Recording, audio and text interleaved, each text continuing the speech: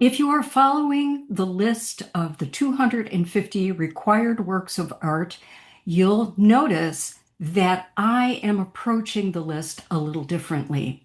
For example, after the White Temple and Ziggurat at Ur, there is a piece from Egypt as the second one. So I have decided to combine all of the works from Mesopotamia in one video, all of the works from Egypt, etc.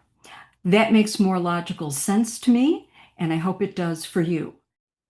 Mesopotamia is considered the cradle of civilization. The Garden of Eden is said to be located there. The name comes from the Greek, everything from the Greek. Mesos, meaning middle, and potamos, meaning river. Translated, the land between two rivers.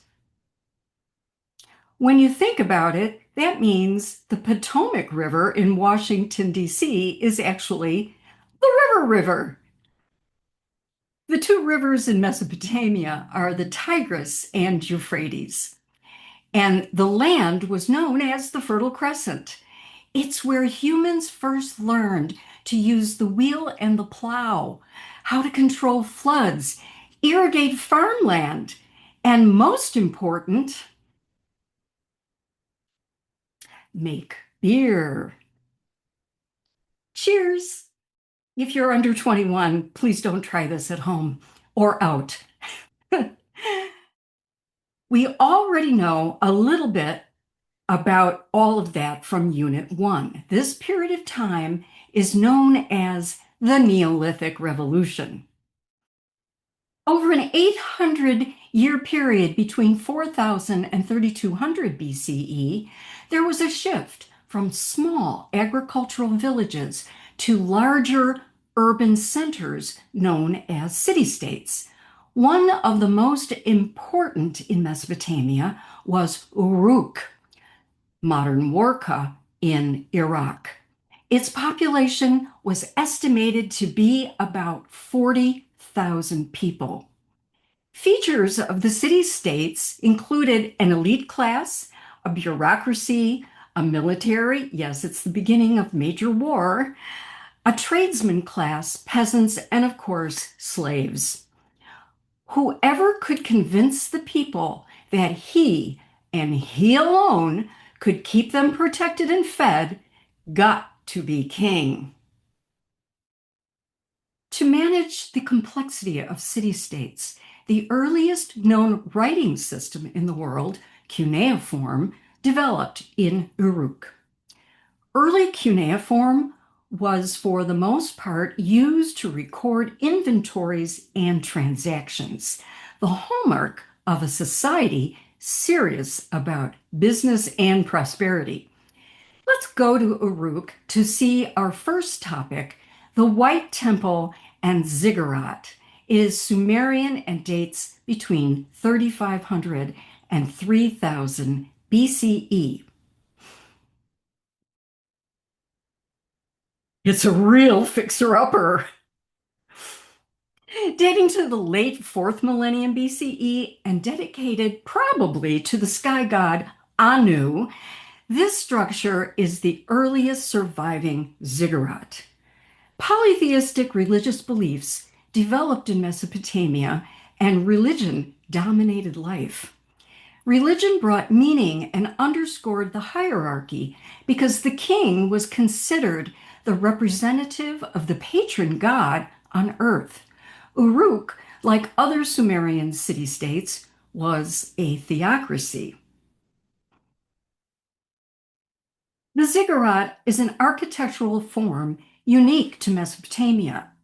The White Temple and ziggurat represent Sumerian beliefs expressed in architectural form. It is, in essence, a stairway to God.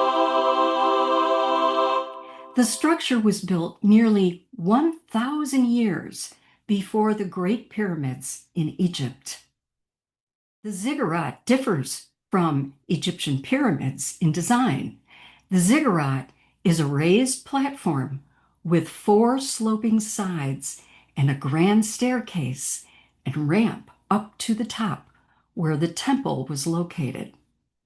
The poor preservation of the building is due to the building material, mud brick.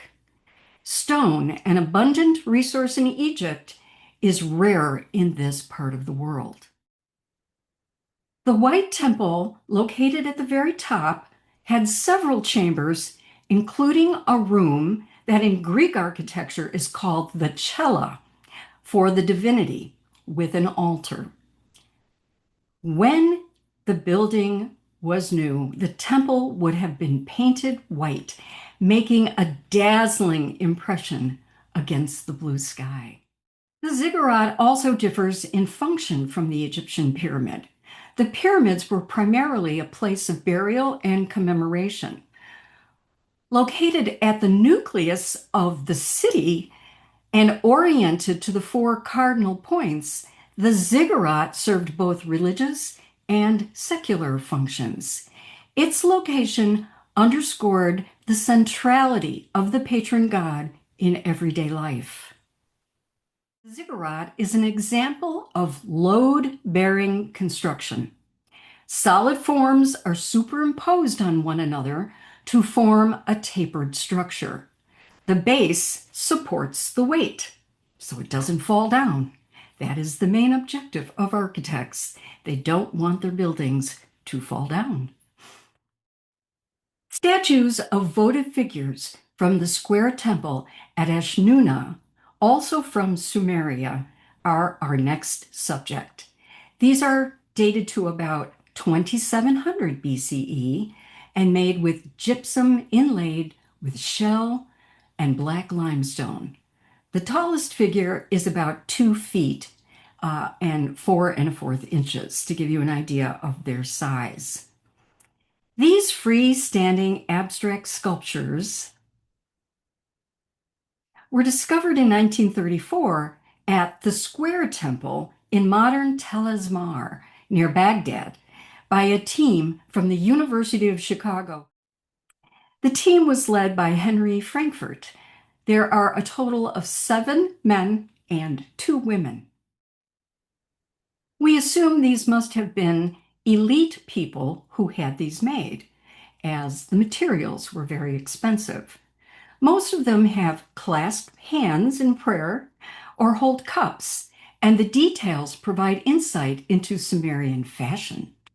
The men wear belted fringe skirts and are bare-chested. The ladies look elegant in an over-the-shoulder number. And everyone has a unibrow. They all have thick ankles and bare feet. Now, the bare feet could indicate that they are on sacred ground, so they had to take off their shoes. The unibrow is a convention of Mesopotamian art.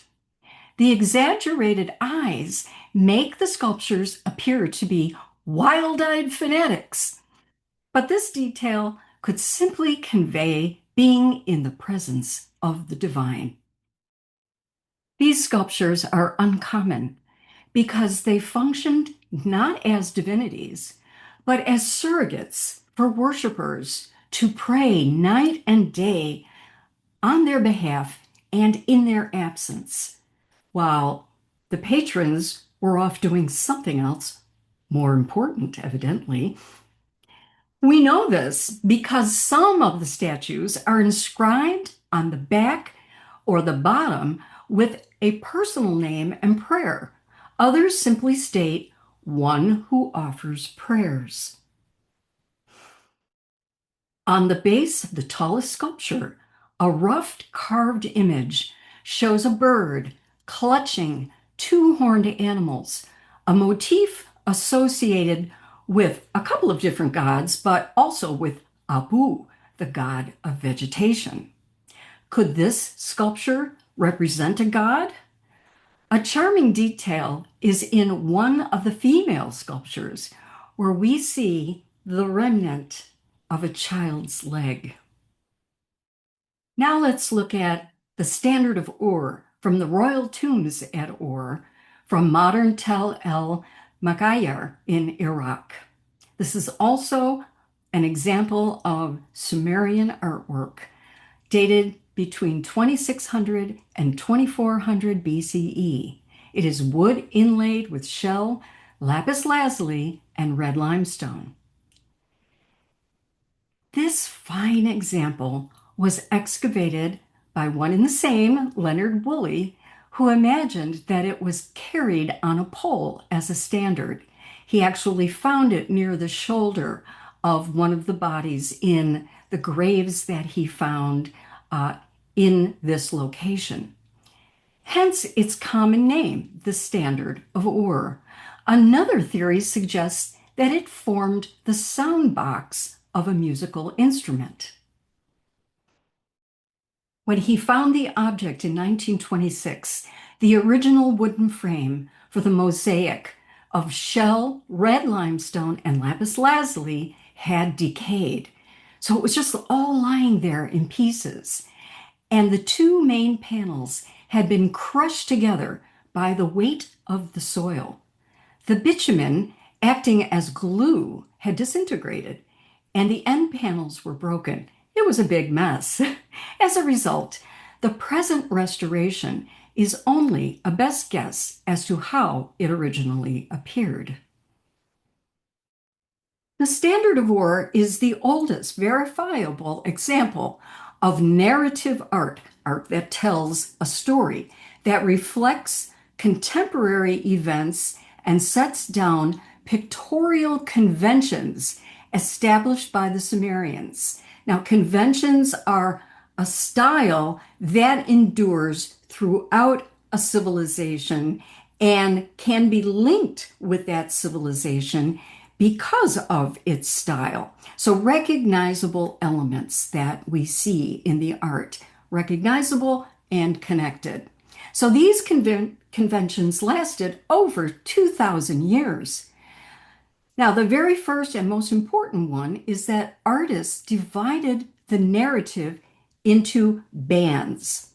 These are also known as registers, or you might sometimes see them referred to as friezes, and placed all the figures on a common ground line. This approach organizes the sequence of action and breaks with the randomness of prehistoric cave painting. One convention that we see is hierarchic proportion. The king's head breaks through the top border. Figures are shown in composite frontal and profile views, another convention. As in the Egyptian convention, because they have a whole set of conventions all their own, the head is usually shown in profile with a full frontal eye. We think that is for clarity, so people know that that's what they're looking at. What this amounts to is an ancient version of War and Peace. One side shows the earliest representation of a Sumerian army with chariots, each pulled by 4 donkeys as they trample enemies. Infantry with cloaks carry spears. Enemy soldiers are killed with axes. Others are paraded naked and presented to the king, who holds a spear. The peace panel depicts animals, fish, and other goods brought in procession to a banquet, a time of peace and prosperity. Seated figures wearing woolen fleeces or fringed skirts drink to the accompaniment of musicians playing a lyre.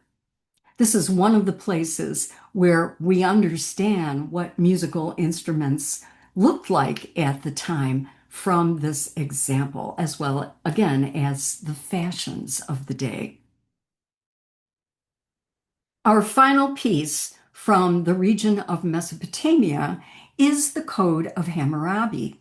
This is not Sumerian, this is late Old Babylonian and was found in Susa, Iran.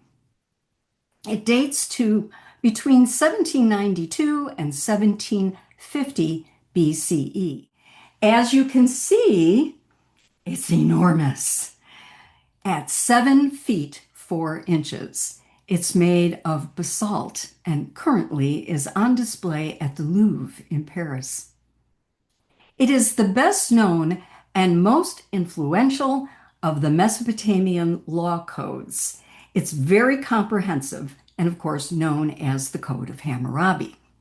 It was discovered in 1902 in Susa, Iran, and this imposing stele features nearly 300 provisions or laws on the bottom 3/4 of the work of art, covering topics from marriage and inheritance to theft and murder, with many eye for an eye clauses.